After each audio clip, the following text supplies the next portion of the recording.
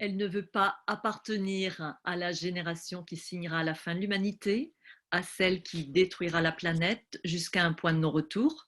Elle ne veut plus que les femmes se taisent, ne veut pas que les villes parlent pour le monde rural, que les minorités soient oubliées. Elle s'appelle Hindou Oumarou Ibrahim et est à nos côtés aujourd'hui pour ce webinaire du WIA, le Women in Africa. Bonjour Hindou. Bonjour. Merci. Quel plaisir de vous avoir avec nous aujourd'hui pour passer un moment à mettre en valeur toutes les causes qui vous sont chères. Vous êtes jeune, belle, cultivée, intelligente et multi-récompensée. Vous êtes une ambassadrice de l'Afrique et de ses grandes causes. Qui êtes-vous, madame? C'est ce que nous allons essayer de comprendre, de savoir, ce que nous allons voir avec vous aussi, chères auditrices et auditeurs, durant cette heure qui va vous être consacrée. Alors, vous êtes ambassadrice du Women in Africa pour votre pays, vous êtes ambassadrice du Next Einstein Forum, exploratrice des solutions pour le National Geographic, lauréate du prix spécial Daniel Mitterrand France Liberté. Vous étiez dans le classement 2018 BBC des 100 femmes les plus influentes et inspirantes du continent et vous êtes avec nous aujourd'hui. Alors j'aimerais que ce soit vous qui vous présentiez plutôt qu'une présentation que je pourrais faire moi. Et pour ça, je vais vous donner quelques mots qui sont des mots-clés à mes yeux dans votre engagement, dans vos combats. Et je vais vous laisser nous raconter ces mots-là, qu'on comprenne bien toute la dimension de vos multiples engagements et de votre personnalité si riche. Alors, si je dis tchadienne pour commencer. Merci beaucoup, Marilyn, et bonjour, bon après-midi à tous les auditrices et auditeurs. C'est un grand plaisir d'être avec vous et j'espère que tout le monde se porte bien malgré cette crise. On est l'humanité, alors on va les dépasser. Tchadienne, je suis fière d'être tchadienne parce que je suis née au Tchad et comme mes parents ont vu au Tchad tous, mais je suis aussi fière d'être juste africaine, si je peux le dire, parce que j'ai mes parents du côté de mon père direct, genre mes oncles qui sont nés avec lui, qui sont au Cameroun, qui sont en Centrafrique, et du côté de ma mère, qui sont aussi au Cameroun, au Nigeria, au Niger. Et pour dire que je suis fière d'être tchadienne, mais je suis plutôt panafricaine du sang et de l'os. Formidable. Si je vous dis Peul. Oui, effectivement, je suis une femme Peul et Peul Mororo. Et en plus, je dis, je suis fière de l'être. Mais pourquoi Peul? Parce que je viens de cette communauté qui est éleveur nomade et semi-nomade, détenteur de bétail. Et c'est pour cette raison qu'on ne vit pas juste dans un pays, on ne se contente pas des frontières, mais plutôt des écosystèmes à travers tous ces 5 pays de l'Afrique centrale et de l'Afrique de l'Ouest. Et une Peul, c'est aussi avoir les principes de Pulaku. Donc, beaucoup de gens connaissent Pulaku, mais d'autres peut-être non. Donc, les principes de Pulaku, c'est d'abord avoir un cœur de servir tout le monde et avoir la russe pour essayer de comprendre tous les sujets. C'est avoir la pudeur parce qu'on ne peut pas juste être narcisse ou quoi que ce soit, mais on peut parler pour les autres, mais avoir aussi la responsabilité d'aider les autres. Et ça, c'est le respect. Donc, tous ces principes font que je suis une femme Peul. Formidable. On reviendra tout à l'heure sur la place des Peuls et aujourd'hui sur les problèmes qu'ils peuvent rencontrer dans les zones où vous évoluez, où vous vivez. Si je dis femme seulement, qu'est-ce que ça vous évoque? Alors, femme, ça m'évoque beaucoup de choses. C'est pas seulement le sexe qui fait le femme, mais c'est être la parente d'une société. Et quand on dit femme en général, on dit c'est la mère de la nation. Alors pour moi, je suis la fille de quelqu'un, je suis la femme de quelqu'un, mais je suis aussi la femme dans la société africaine, tchadienne et Peul Mbororo. Et là, ça fait partie de porter cette nation, genre, en tant que mère, sans être mère, sans accoucher tout le monde, mais on peut avoir cet instinct maternel, cet instinct féministe et de servir comme une femme. Faire entendre la voix des femmes, c'est un de vos combats, un des combats que vous menez avec détermination. Et là aussi, on y reviendra. Mais si je dis géographe, alors, géographe, ça c'est la partie du travail que j'aime de plus parce que j'adore faire des cartes, mais pas des cartes dessinées juste dans une université ou bien avec les outils technologiques, mais des cartes participatives qui sont faites par les communautés qui ne sont pas allées à l'école, mais qui les permet de répertorier les ressources naturelles et de mieux les gérer afin d'atténuer les conflits. Donc, c'est ça qui fait l'expertise ou bien qui fait l'appellation géographie ou géographe ou quoi que ça soit relatif à des cartes. Ce qui est très important, la géographie aussi, comme arme des combats importants aujourd'hui pour les minorités en Afrique. Et si je dis le mot qui va nous lancer dans notre débat d'aujourd'hui, engagé, est-ce que vous reconnaissez dans cet adjectif? Je suis engagée et mon engagement commence de mon enfance. Et cet engagement était au début, quand on est enfant, on s'engage pour soi-même. Et après, racontez-nous, Indou, c'est quoi s'engager quand on est enfant? Refaisons un petit historique de votre engagement. Alors, venant déjà d'une communauté Pelmbororo qui vit entièrement dans la brousse, avec très peu de contacts des soi-disant civilisations modernes. Et du coup, moi, j'ai eu la chance d'aller à l'école grâce à ma mère. Et quand elle a décidé de vivre en ville, et elle a décidé d'envoyer ses enfants à l'école, y compris les filles, moi et ma sœur, elle était rejetée par ces deux communautés. Les communautés de mon père et de ma mère, pour dire tu envoies les enfants à l'école, et même les filles, eh bien alors tu es devenue folle. Alors, aller à l'école étant enfant, voyant que ma mère se battait de l'autre côté, les autres enfants me marginalisaient. Genre, ils disaient, oh, elle sent du lait, il ne veut pas rester à côté de moi. Et là, je me dis, bon, en tant qu'enfant, oui, je vais travailler plus que les autres et je vais me battre pour qu'ils puissent comprendre que je ne sens pas du lait et que j'ai aussi une cervelle. Alors, cet engagement a commencé dès le début et je m'étais dit, je ne vais pas le faire toute seule parce qu'il y avait dans une école du côté du nord du N'Djamena, il y avait des enfants du sud du N'Djamena qui venaient aussi à l'école. Et aussi, ils sont minoritaires ethniquement, ils sont marginalisés. Et là, j'ai créé ma petite bande pour dire, bon, si on peut avoir notre club et puis se battre pour être le meilleur. Donc, c'était ça l'engagement de l'enfance, mais je vous assure, ça peut limiter aussi la jouissance d'un enfant parce que tu te bats toujours, alors tu n'as pas le temps d'aller te faire plaisir à toi-même, mais tu as besoin de t'engager pour que les autres te respectent et t'acceptent dans leur petite société. Mais vous avez largement dépassé aujourd'hui ce stade-là et c'est un engagement positif, non plus un engagement en défense, mais un engagement, des engagements positifs. Alors, racontez-nous ce que sont aujourd'hui vos combats hindous. Alors, mes combats aujourd'hui continuent la trajectoire de mon combat qui a commencé quand j'étais enfant. Parce qu'au début, je me battais pour le droit de l'homme et particulièrement les droits des femmes. Parce que je m'étais rendu compte à l'âge adolescente que moi, j'ai eu tellement de chance d'aller à l'école, de comprendre la culture de l'autre côté et ma culture à moi dans ma communauté. Parce qu'à l'époque, quand je partais à l'école pendant les 9 mois ou pendant les 3 mois, à chaque petite vacances ou congé, ma mère nous envoyait dans les communautés pour apprendre et vivre avec eux.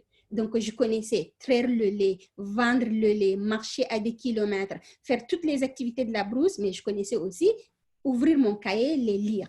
Et du coup, je m'étais dit, les jeunes filles, elles n'ont pas eu cette chance.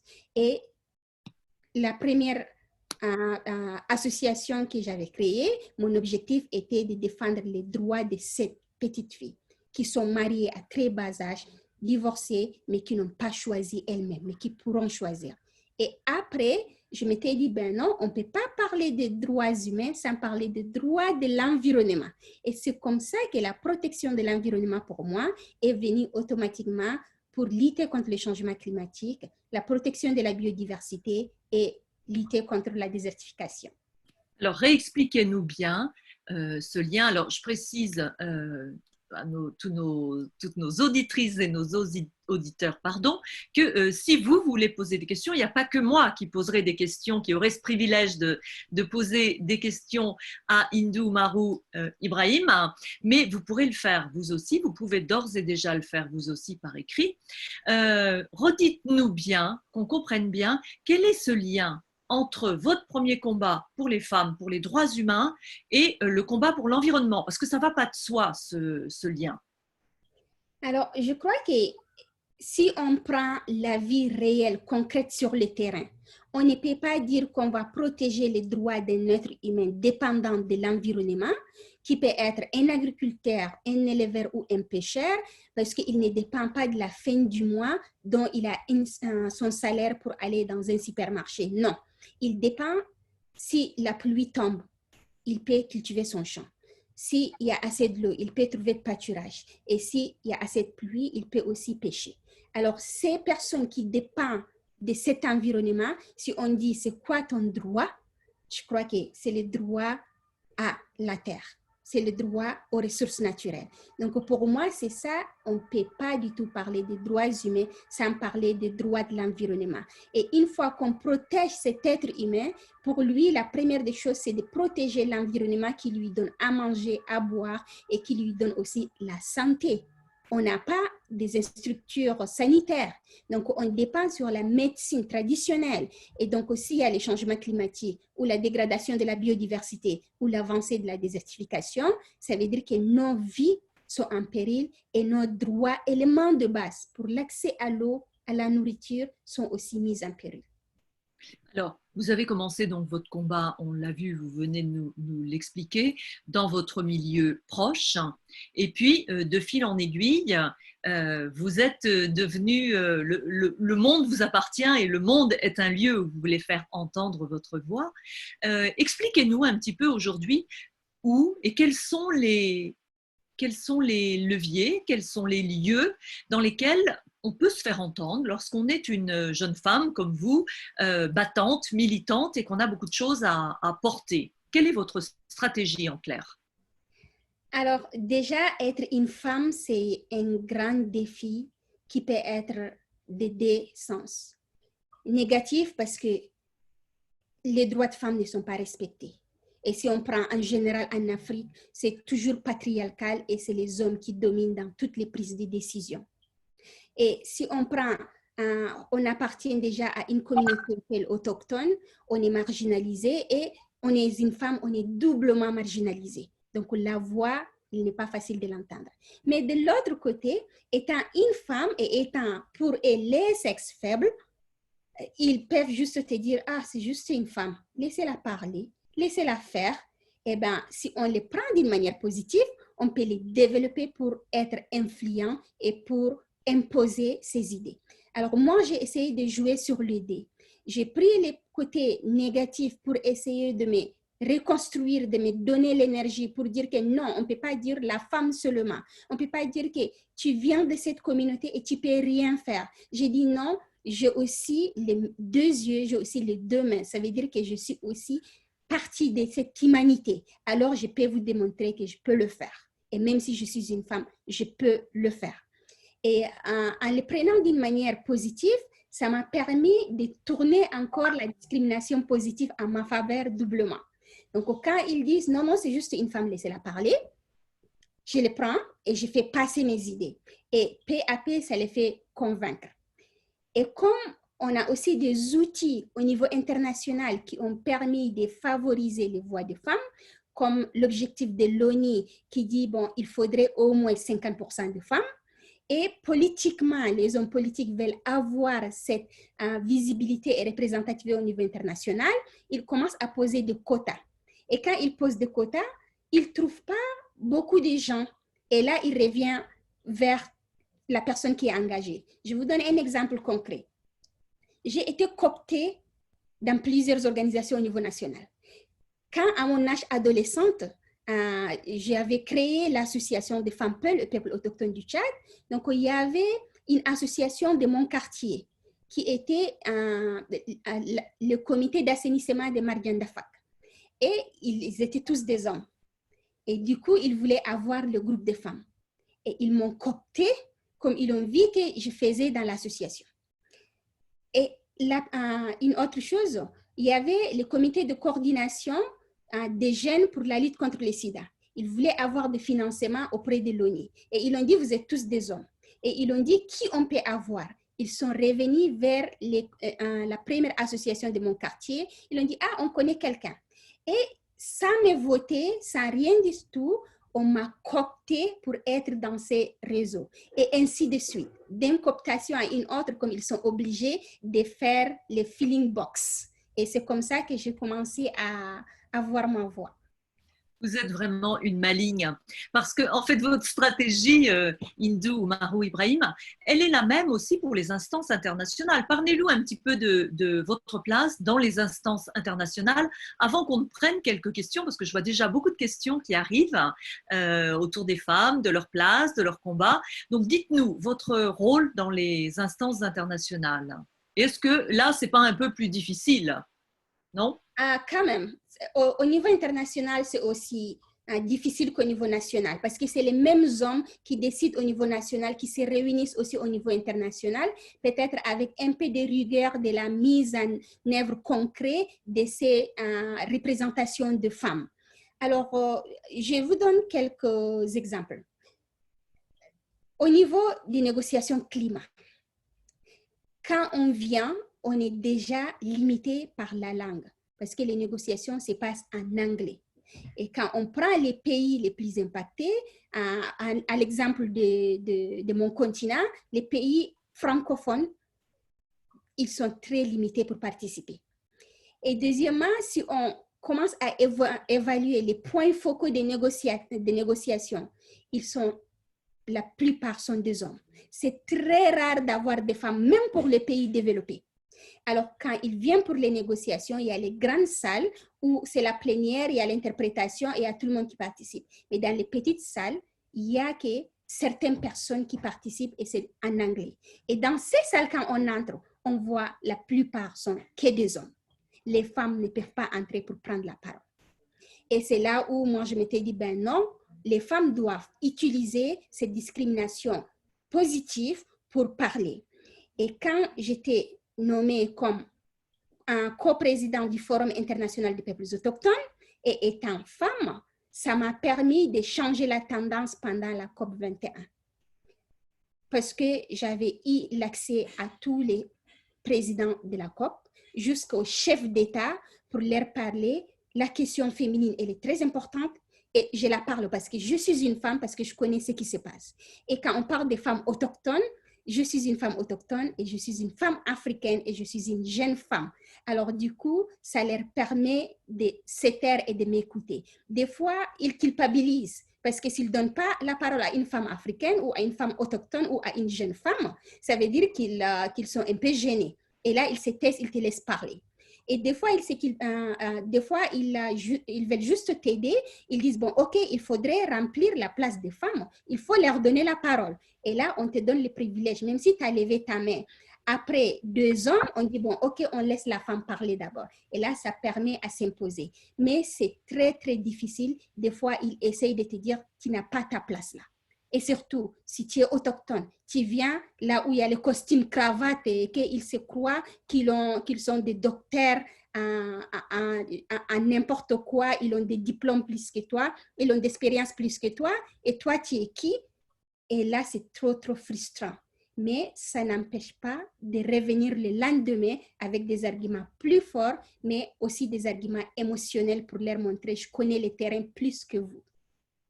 Formidable. Alors, justement, pour compléter ce que vous nous dites là, on va déjà prendre une question qui vous est posée, Hindou, par Lisa Beng, et qui demande si le combat d'une femme africaine pour le climat, c'est le même que le combat d'une femme d'un pays de l'hémisphère nord. Alors, je peux dire que pas tout à fait. il y a les combats communs de femmes en général, si on est du nord ou du sud, parce que c'est les combats d'imposition de dire les femmes ont leur place dans la lutte contre les changements climatiques. Les femmes peuvent aussi apporter des solutions et les femmes sont aussi impactées. Mais si on est une femme venant du pays du Sud et on parle du changement climatique, on en parle différemment. On parle des exemples concrets, des vies de terrain, parce que le rôle de la femme dans le changement climatique en Afrique, c'est elle qui collecte les lots, les bois de chauffe, mais c'est elle qui prépare à manger, c'est elle qui connaît là où se trouvent les plantes médicinales, c'est elle qui prend soin des hommes, des jeunes, des enfants, mais de toute sa communauté, de toute la société. Donc cet impact du changement climatique est très, très fort sur une femme africaine. Et celle-là aussi a plus de solutions parce qu'elle est plus innovatrice, elle n'attend pas les solutions, elle n'a pas les technologies à sa portée, donc elle essaye de développer ses connaissances traditionnelles pour assister sa famille, sa communauté et lutter contre ce changement climatique. Mais si on prend une femme du Nord, elle a ses portées, mais la plupart, elle essaie d'aider la femme du Sud. Et c'est ça qui est très important, je trouve. Il y a la solidarité entre femmes. Elle essaye de dire, je connais, voilà ce qui se passe en Afrique et en tant que femme, on doit agir toutes ensemble pour la justice climatique.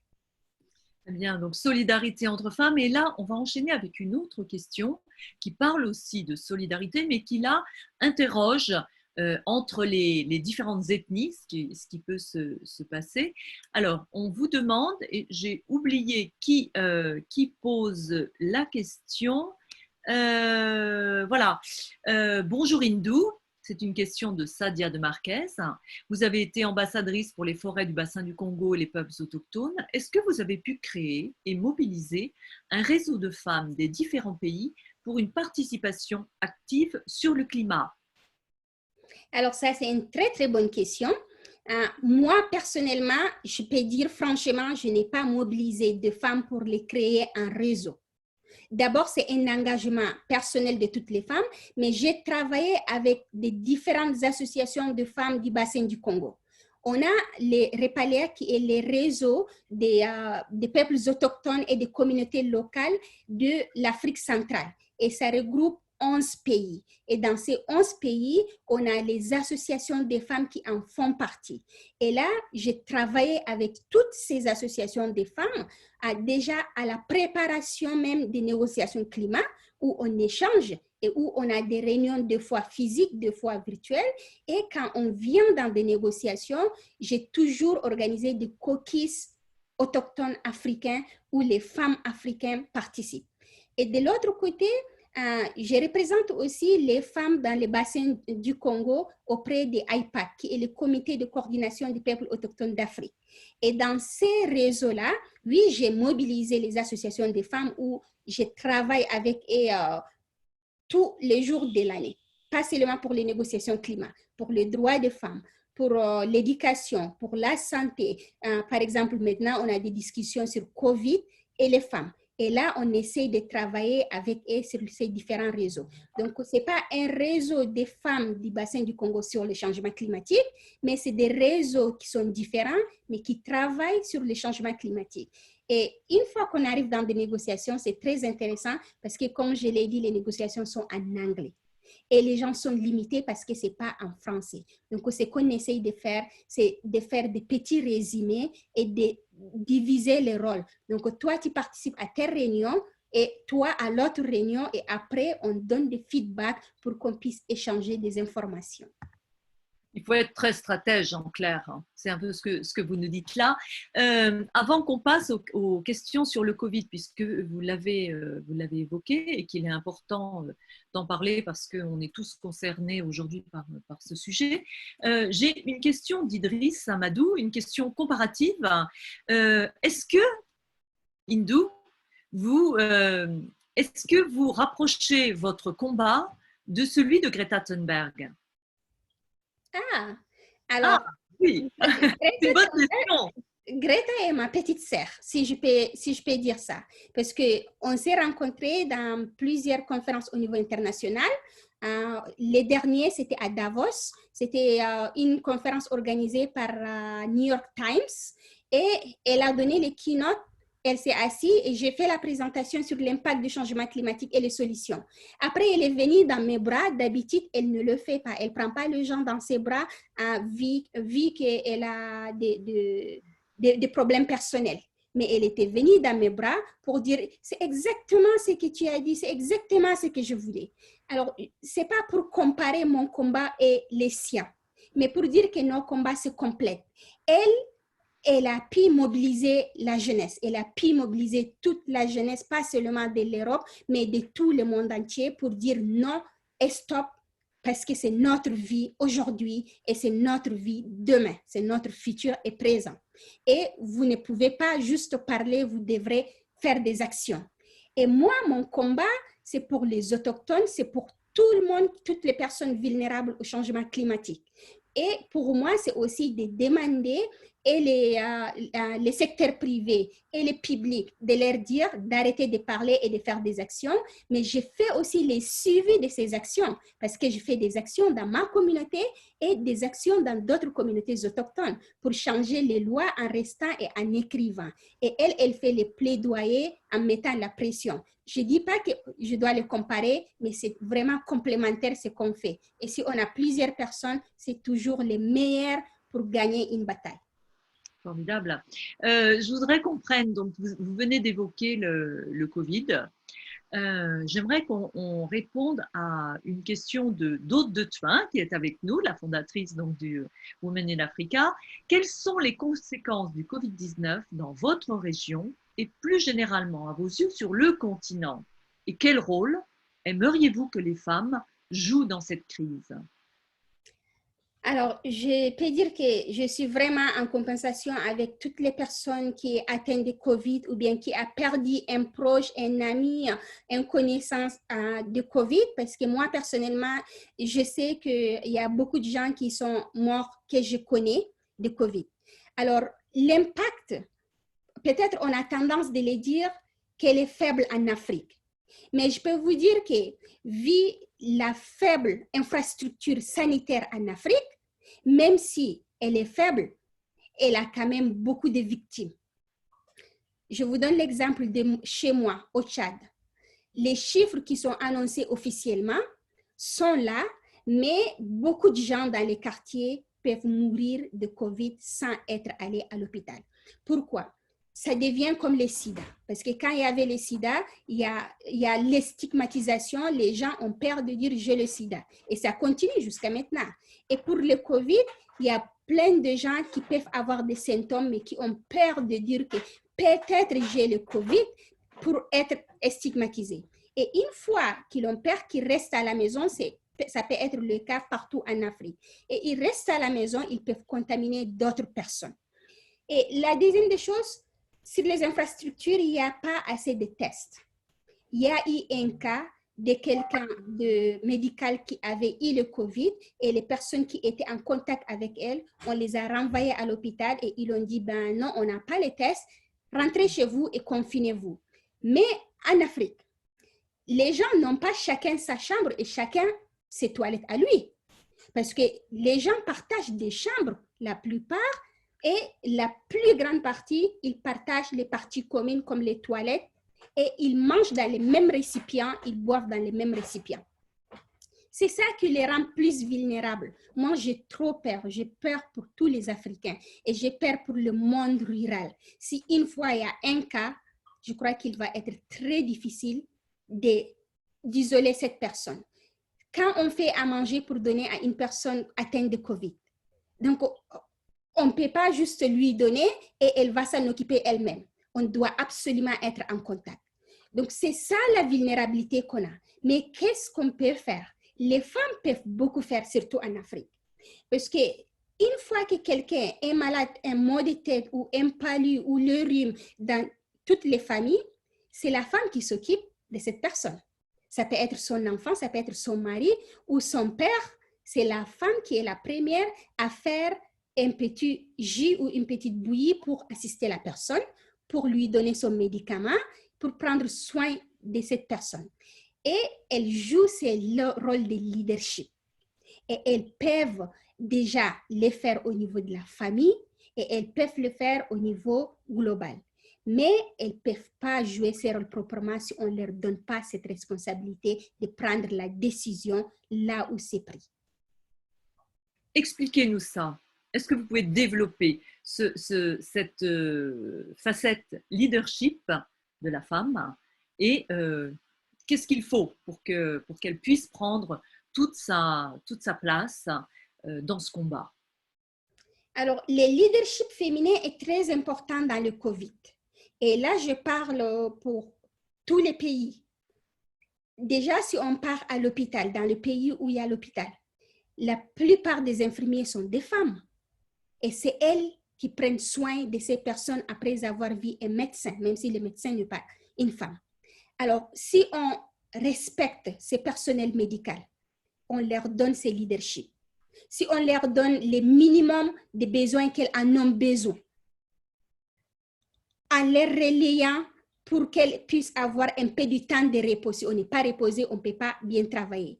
Si on leur laisse la responsabilité de s'occuper de cette personne proprement, parce qu'elle a cet instinct de mère, elle peut le faire. Et les femmes et leadership dans les commissions que les États créent pour lutter contre le COVID. Si on regarde la plupart de ces commissions, on peut être une ou deux femmes, on revient au quota passé, mais on ne revient pas sur la responsabilité de femmes qui peuvent jouer ces rôles. Donc, si on pense juste en tant que les êtres humains, tous normaux, on ne parle pas de diplôme, et que le COVID, d'abord, c'est les mesures barrières, et on dit une femme, c'est elle qui prend soin de sa famille à la maison. Si on la responsabilise, elle peut jouer ce rôle de leadership pour nous prévenir et pour donner plus d'informations, alors ça pourrait mieux marcher. Ce qui nous renvoie de façon indirecte à l'éducation et à la place de l'éducation des filles et à son importance. Je voudrais qu'on reste tout de même sur le Covid et que vous nous disiez si vous pensez qu'à terme, même si on sait que c'est un grand danger pour l'Afrique comme pour le reste du monde du point de vue sanitaire, mais est-ce que économiquement, c'est pas aussi une chance de mutation, une obligation de mutation rapide pour permettre aussi à l'Afrique d'avancer encore plus vite à cause de cette pandémie. Comment vous voyez les choses, vous? Je crois que oui, on peut utiliser le COVID comme une opportunité de développement durable pour tout le continent, mais une opportunité aussi de création de travail et pour les femmes et pour les hommes et les jeunes en particulier. Quand on voit sur le groupe WhatsApp qu'on échange partout en Afrique, on voit qu'il y a des jeunes innovateurs. Ils créent les respirateurs, même si on dit on doit les confirmer s'ils sont conformes ou pas. Je crois que si on a mis sa main dans le feu, la première des choses, c'est pas dire, bon, ok, est-ce que le docteur peut confirmer que je me suis brûlée ou pas? Mais on cherche l'eau froide pour la mettre dedans et on cherche à les soigner avant d'aller à l'hôpital. Donc, c'est pareil avec le COVID. Comme cette start-up, ils créent les respirateurs. Et les gens qui sont innovateurs, qui créent des masques avant qu'on dise que ces masques sont bien pour la population en général ou pas, en Afrique, ils ont commencé depuis. Ils les créent depuis pour dire, bon, ok, on a ça pour se protéger. Et là, ça peut permettre à créer de nouveaux start-up pour un développement. Et il y a beaucoup de financements dont on parle au niveau international et au niveau africain. Tous les États veulent injecter de l'argent dans l'économie qui est arrêtée, qui ne marche pas. Si ces États réfléchissent à où on va l'investir et en utilisant peut-être les objectifs du développement durable, parce que c'est eux qui les ont adoptés, ils investissent sur la santé, ils investissent sur l'éducation, sur la lutte contre la pauvreté, sur la protection de l'environnement, les partenariats, ainsi de suite. Donc, ils diversifient cet investissement en mettant un accent très particulier sur les femmes, sur les jeunes qui sont les futurs de ce continent. On fait quand même les femmes plus de 50% et les jeunes plus de 70%. Alors, si on investit sur ça, ça va donner un futur pour ces pays. Et en plus, si on investit sur les durables, parce que le monde parle de green recovery, donc c'est d'investir verte pour Vert.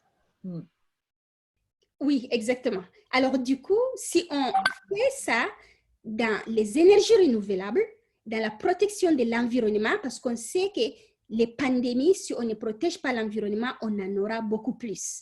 En prenant des exemples simples en Afrique, comme le choléra qui vient pendant la saison de pluie, les typhoïdes, ainsi de suite, peut-être ce n'est pas dangereux, mais on risque d'avoir des pandémies très dangereuses. Mais si on investit dans la durabilité, on peut développer l'économie en Afrique. Alors justement, quel lien vous faites entre le Covid et le changement climatique? Ces deux, bon, le Covid, vous suivez ça de très près. Changement climatique, c'est aussi un de vos combats et un sujet que vous connaissez sur le bout des doigts. Donc, quel lien on peut faire aujourd'hui entre ces deux points? Moi, je trouve que les Covid et les changements climatiques sont beaucoup liés. Ils ont des points en commun. Le Covid impacte plus les plus vulnérables. Les changements climatiques aussi. Le Covid impacte plus les pays qui ne sont pas beaucoup développés et les changements climatiques aussi. Alors, le Covid a un leadership féminin et les changements climatiques aussi. Alors, du coup, tous ces points communs peuvent aider à refléter une solution à l'autre problème. Et si on prend tous ces deux crises ensemble, on peut les combattre très rapidement. En donnant l'exemple, sur les changements climatiques, donc on parle de l'adaptation, il faudrait qu'on reconstruise la résilience communautaire. Et la résilience est basée sur comment on va mieux gérer les ressources naturelles. Et c'est pareil avec le Covid. Si on gère mieux les ressources naturelles, on protège l'environnement, on restaure les écosystèmes, on prévoit les pandémies qui viennent après. Et si on précise que les plantes médicinales font partie des molécules qu'on utilise pour fabriquer les médicaments, et quand on les protège, ça veut dire que les solutions de Covid, on va les trouver dans la nature. On ne va pas les trouver en créant des substances chimiques, mais aussi en additionnant les molécules qui nous sont données par la nature de notre environnement. Alors, autre question, c'est une question cette fois de Reine Essomadjé, pardon. La spiruline, cette formidable algue naturelle du bassin du lac Tchad, ne fait pas encore l'objet d'exportation. On reste sur les produits, vous parliez de médecine naturelle et de produits. Comment alors, empowerer, vous comprendrez, donner, vous nous le traduirez encore mieux, autonomiser nos communautés, puisque vous en parliez là des communautés, et notamment les femmes, pour rentrer dans l'industrialisation et développer économiquement via donc ce levier que sont aujourd'hui les plantes traditionnelles, la médecine traditionnelle, la richesse en produits naturels de l'Afrique. Alors, comment vous voyez les choses, vous? Moi, j'appellerais ça l'économie verte. Les femmes peuvent développer de l'économie verte. Et la spiruline a ses propriétés très, très intéressantes. Malgré que les lacs Tchad se rétrécissent, on en a encore beaucoup à cultiver. Et on les cultive d'une manière traditionnelle qui s'est fait depuis des centaines d'années. Et au Tchad, on l'utilise pour manger, mais on l'utilise aussi cosmétiquement.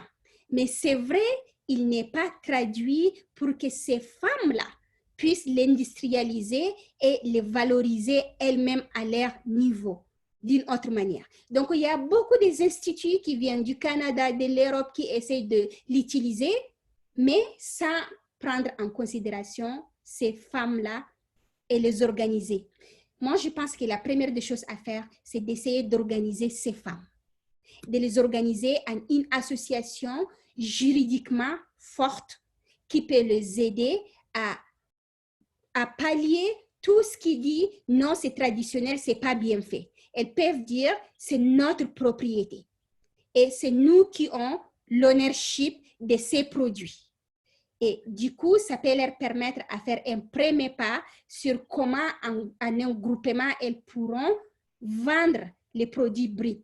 Et dans un deuxième temps, elles peuvent trouver des formations qui peuvent les aider à trouver des machines à transformer ces produits qui vont respecter certains, quand même, ne soyons pas ignorants, ça doit respecter certains règlements d'accès au marché, qui peut être des marchés au niveau africain ou au niveau international. Chaque État, chaque sous-région a quelques règlements de ces marchés. Une fois que c'est respecté, ça peut être hygiénique, ça peut être des propriétés de fabrication, ça peut être, je ne sais pas, d'accès au marché.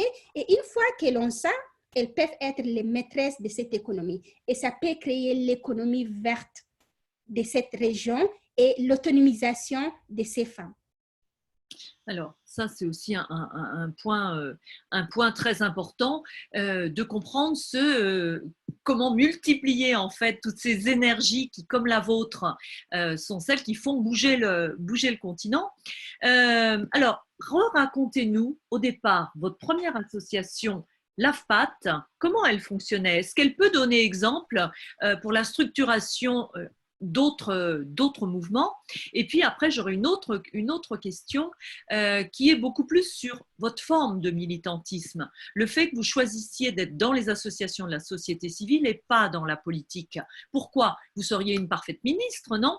Donc, on commence par votre association initiale. Alors, AFPAT, qui est l'association des femmes Peul et peuples autochtones du Tchad, travaille au niveau local, au niveau national, régional et international. Je vous donne des exemples rapides sur ça. Au niveau local, on travaille sur la promotion et protection des droits de l'homme, droits des peuples autochtones.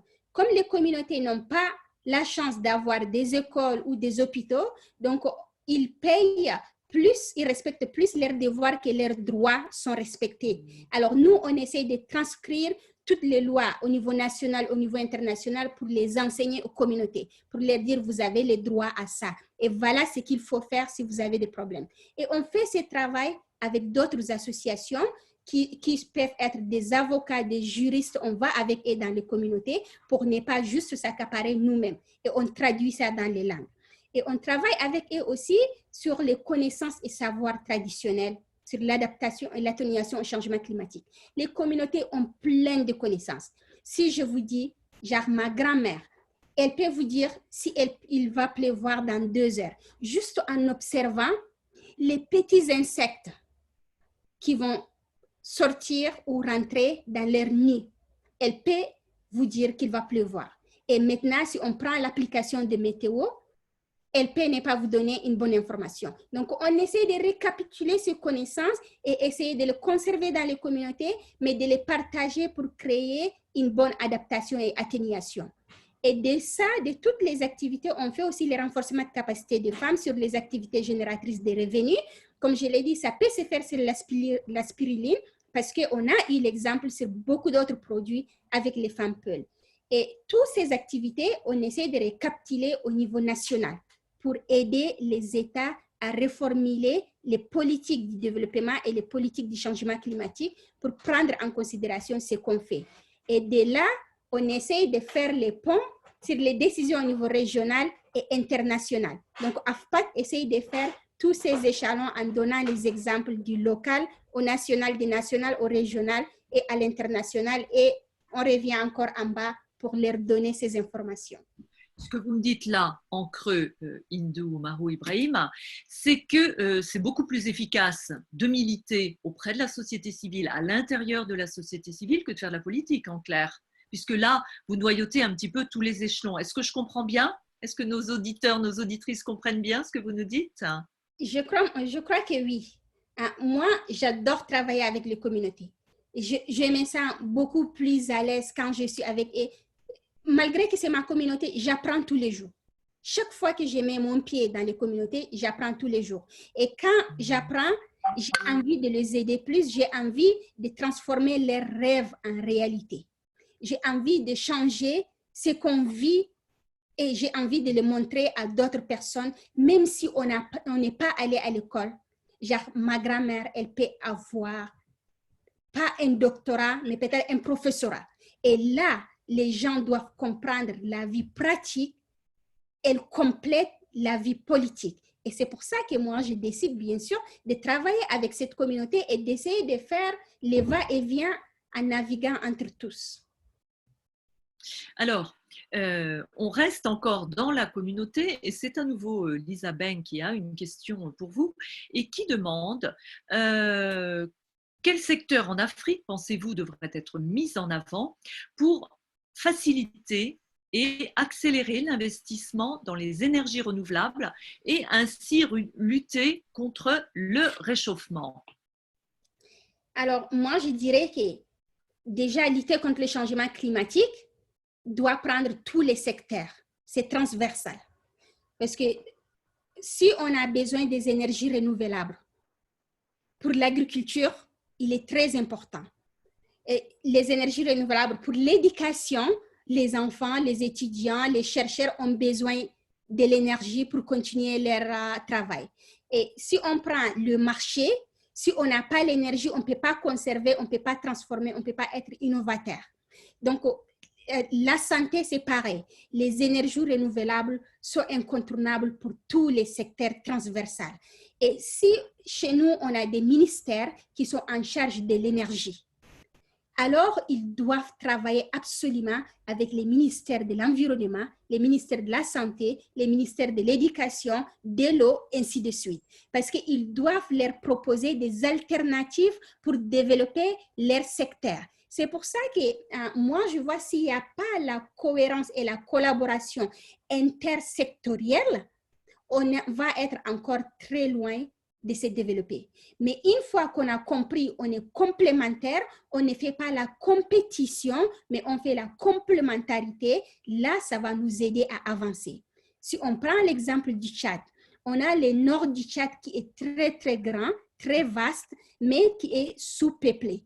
Oui. Alors, si on veut faire de l'énergie solaire pour les pays limitrophes de ces côtés du nord, pourquoi pas? Donc, le Tchad pourra vendre l'énergie à des pays limitrophes du nord juste parce qu'il peut le faire. Mais il faut faire aussi attention. Les énergies renouvelables ne doivent pas être une industrie grande pour faire vendre plus cher. Ça peut être que des projets tout petits au niveau communautaire adaptés aux besoins de tout un chacun. C'est comme ça que l'Afrique va se développer. J'ai vu des exemples au Kenya, là où ils ont fait des énergies renouvelables dans un parc. Et j'avais vu avec mes yeux une girafe qui était entre les tuyaux de l'eau souterraine qui venait, c'était un hydrothermique. Et là, c'est détruire l'environnement à la réponse de donner des énergies renouvelables. Ce n'est pas du tout compatible, du tout, du tout. Mais s'il le faisait à une petite échelle, la girafe aura sa place, d'autres écosystèmes pourront se développer et les gens auront l'accès à l'énergie. Donc, c'est comme ça qu'on doit faire. C'est petit à petit, mais beaucoup de petits qui vont faire un grand projet, mais pas juste un grand projet et qui va rester que des rêves et que des paroles politiques. Alors justement, Crépin vous demande, mais est-ce que, alors lui demande comment faire pour augmenter les revenus des peuples autochtones du Tchad. Et je rajoute en question et en lien avec ce à quoi vous venez de répondre, est-ce que les énergies renouvelables, c'est un levier important pour ça et un point de départ à mettre en œuvre? Je dirais absolument oui. Pour augmenter les revenus des peuples autochtones au Tchad, les énergies renouvelables font partie de ça. Si vous prenez une femme Peul qui traite son lait le matin, et pendant la saison de pluie, elle peut traiter tous les jours. Et pendant la saison sèche, une fois tous les 2 jours. Donc, la partie de son lait, elle le consomme à la maison. Mais l'autre partie, elle le vend au marché. Mais elle ne peut pas vendre juste des laits frais parce qu'elle ne peut pas les conserver avec la chaleur dont on vit. Donc, elle est obligée de les transformer en yaourt, enlever le beurre, mettre le beurre séparé et puis le lait qui est acide séparé pour le vendre. Et c'est très rare parce que maintenant, au niveau des N'Djamena, les gens utilisent les laits en poudre pour faire du yaourt, le conserver dans le congélateur et le boire. Mais si jamais on a de l'électricité, au fait des petits panneaux solaires, je ne parle pas des grands, juste tout petits, et on a les gens qui pourront collecter ces laits-là et les ramener, les transformer, je crois qu'on ne va pas boire des laits en poudre exportés de l'Europe. On va boire les laits locaux dont on a, qui peut se transformer en yaourt, en fromage et en tout. Ça, c'est juste le petit exemple. Mais il y a plusieurs autres activités que les femmes autochtones font, et ainsi que l'éducation de leurs enfants. Les gens ne peuvent pas étudier le soir, et si on veut étudier, on est obligé de faire les feux du bois, et on lit pendant 1 heure du temps autour d'un feu du bois, et c'est fini. Et là, ça peut les aider à lier et l'éducation et l'économie dans ces communautés. Alors, éducation, économie, c'est vraiment les 2 leviers importants de développement. Je voudrais qu'on revienne, puisqu'on parlait des Peuls, qu'on revienne à plusieurs questions qui nous sont posées sur les conséquences du Covid et des mesures sanitaires qui ont été prises pour lutter contre le Covid-19, notamment sur les éleveurs nomades.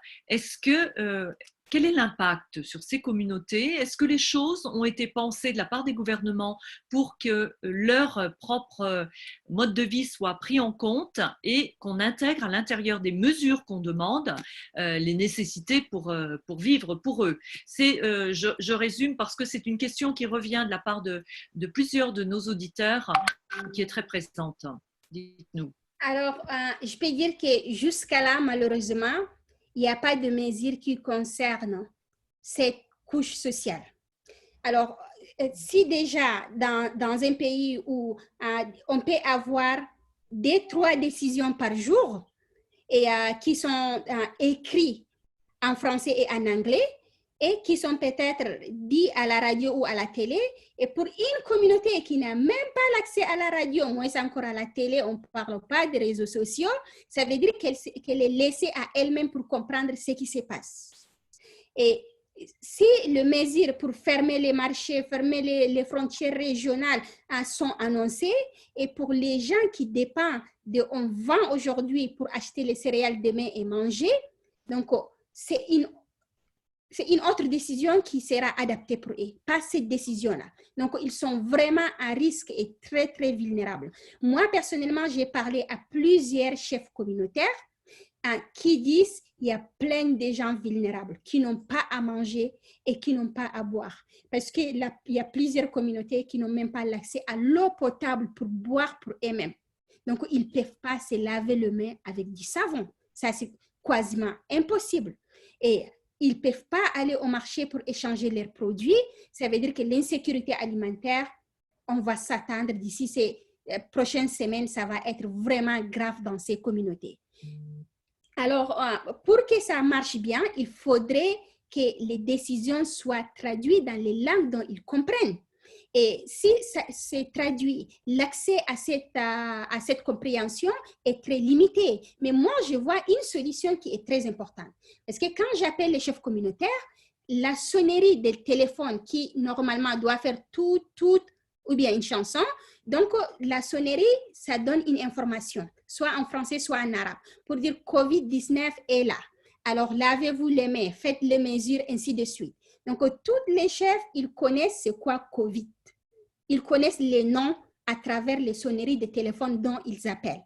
Mais ils ne connaissent pas c'est quoi le COVID et c'est quoi les symptômes. Déjà, dans les mondes où les gens ont l'accès, les symptômes varient tellement. C'était au début maux de tête, quand on tousse, quand on a mal à respirer. Maintenant, on dit même si on a mal à l'oreille, même si on ne sent pas l'odeur, même si on ne sent pas le goût. Ça ne fait qu'évoluer. Comment ces communautés pourront comprendre? Alors, si le gouvernement peut parler avec les autorités, avec les compagnies téléphoniques, ils peuvent faire juste des messages dans des différentes langues ainsi que les langues autochtones, les différentes langues des pays, dont les gens pourront choisir leur sonnerie. Ça leur permettra de moins comprendre qu'est-ce qu'est COVID et qu'est-ce qu'il faut faire pour avoir le minimum de l'information. Mais j'ai fini, je sais que je suis longue sur ça, mais j'ai fini, genre dans mon organisation, on a eu la chance d'avoir un petit projet pour le moment et on a demandé un autre projet, on attend voir, où on va envoyer les gens sur le terrain avec des posters pour leur montrer de quoi il s'agit, mais aussi pour les assister, leur expliquer c'est quoi la maladie, c'est quoi les symptômes, qu'est-ce qu'il faut faire et leur donner au moins les masques pour celles et ceux qui sont obligés de sortir des communautés, de porter des masques pour se mettre en contact avec d'autres personnes, des savons pour se laver les mains, un peu d'eau de javel pour se protéger avec, mais aussi des rations alimentaires comme les mils, l'huile, les oignons, les sels, les sucres dont ils en ont besoin d'acheter au marché pour les plus vulnérables. Peut-être ça les maintiendra pour quelques semaines, mais jusqu'à quand? Donc, s'il y a ce genre d'assistance pour ces communautés, ça peut protéger les plus vulnérables le temps que la crise vient et passe. Hindou, ça veut dire que vous craignez beaucoup pour l'époque de soudure, la période de soudure, parce qu'on a vu sur ces 10 dernières années, il y avait tout de même beaucoup moins de problèmes alimentaires, même si une aide alimentaire était nécessaire sur certaines zones. Ça veut dire que là, le Covid peut à nouveau précipiter une partie de l'Afrique dans un besoin d'aide alimentaire internationale? Absolument, et je crois que ça a commencé. Ça a commencé en voyant déjà dans mon pays et en voyant à travers la télé où les gens en Afrique du Sud, malgré le confinement, ils ont dit on en a marre, on n'arrive pas à manger nous-mêmes et ils sont sortis dans la rue pour manifester. Ils ont dit on préfère mourir de Covid que de mourir de faim. Et c'est un peu partout dans tous les pays en Afrique. L'insécurité alimentaire va être une grosse vague pendant et après cette pandémie. Et pour protéger les gens, à partir de maintenant, peut-être il faut faire la prévention. Il ne faut pas attendre que les gens commencent à mourir afin de leur donner des aides. On est en phase d'entrer dans la saison de pluie. Et quand on entre dans la saison de pluie, c'est toujours les premiers mois, c'est les mois de soudure. Donc, ce qu'on a récolté l'année dernière est fini et on ne peut pas récolter la culture de cette année parce que c'est juste le moment de planter. Et ces 2 mois vont être très, très durs pour les communautés, pour le monde rural. Et c'est là où il faut faire des préventions à partir de maintenant, donner de quoi survivre ces gens-là. Et comme j'aime bien cet adage de le dire, si le ventre est vide, la tête, elle ne réfléchit pas. Et pour limiter que la tête ne se réfléchisse pas, avec tout ce qui se passe dans les Sahel, l'intégrisme, le terrorisme, les facilités de recrutement des jeunes, pour essayer d'éviter les pires, il faudrait prévoir maintenant et acter maintenant.